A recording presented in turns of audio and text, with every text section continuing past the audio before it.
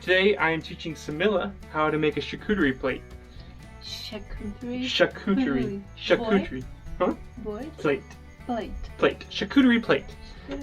So we bought everything at the market here in Brazil. So we're gonna make a Brazilian charcuterie plate, I guess. Yeah.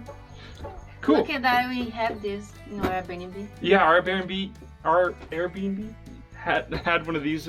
This is one of the best Airbnbs we've stayed at. Yeah. And we're definitely going to be showing you videos of that soon. So look in the description below for our videos on the Airbnb. Yes. It's going to be awesome. You guys are going to love it. Cool. So we'll go ahead and start with, let's talk about, this is sausage? Salami? Salami. This is salami. Italiano pizza pizzone. Perfecto. So this is salami we've got at a distillery, a cachaça distillery. That's actually not too far from this Airbnb. Yeah. We also will have videos of that too soon. So look in the description below for that video. This is our this is a cachaça we bought from that distillery. It's gonna be. It was very good. We tried all their cachaças at the distillery and they were all fantastic. But this was probably one of my favorites. And it's going to go very good with this charcuterie plate. Since this is a cachaça for... Yeah, it's a Brazilian charcuterie plate, so we need cachaça, but we also have wine too, and we'll show you that later. This is a melado made by cana-de-açúcar we have here in Brazil. Sugar? Yeah, sugar. Oh yeah, it's made from sugar cane, right? Sugar cane. Yeah, and this is a liqueur. Liqueur. Liqueur. It is a corn liqueur, which sounds not very appetizing, but we tried it, and we were pleasantly surprised at how well. Yeah, I love this. It's my favorite so far. Yeah. She loves corn. So. And your favorite? This is my favorite. I had to buy this one. This was a chocolate liqueur, and it literally tastes just like drinking melted chocolate. It's so good.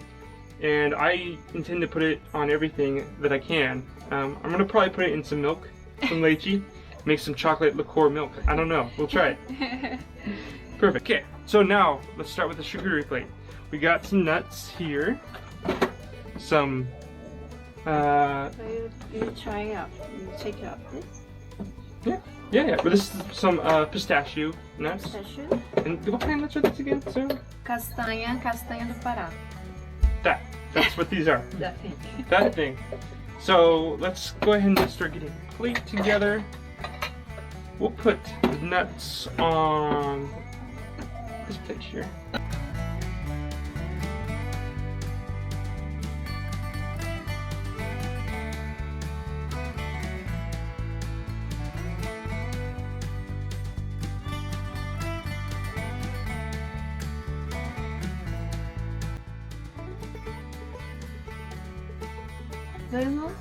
Vermont?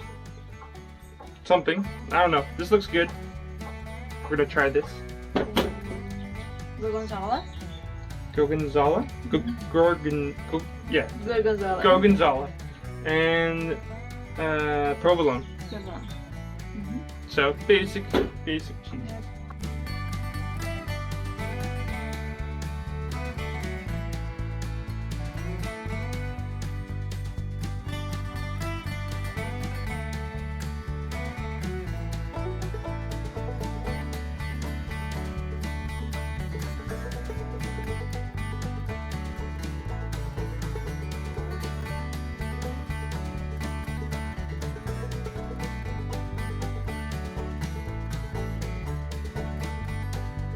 Yeah, my family loves charcuterie plates, and we're gonna try to make them jealous. And they're gonna have to try to outdo us by posting some videos or tagging us or something with their. I can't wait to.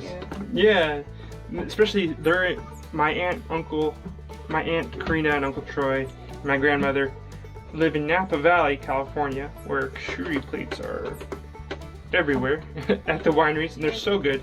Can we do that?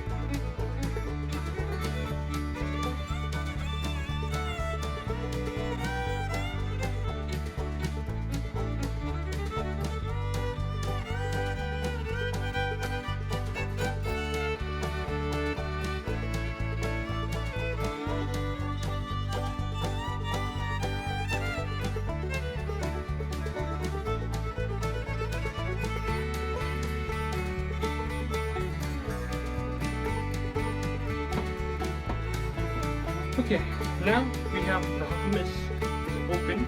We are gonna put the hummus. I don't know, I'm kind of tempted to put it next to cheese, but I'm messing with it.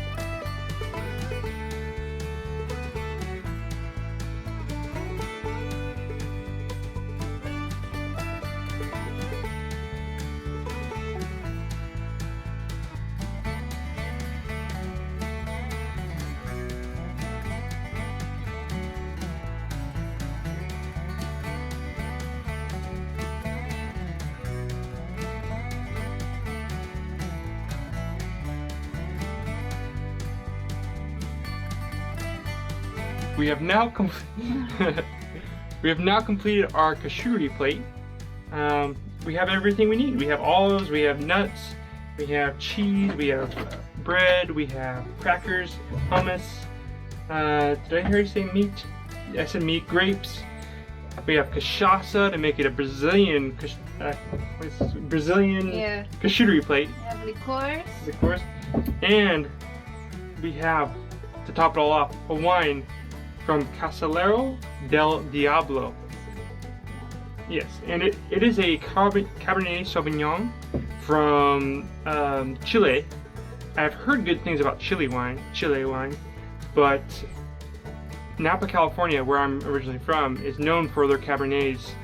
And I'm excited to try this because I would love to compare what a Chile Cabernet Sauvignon tastes compared to a Napa wine. So we're gonna have that, and we're gonna enjoy that now. Thank you.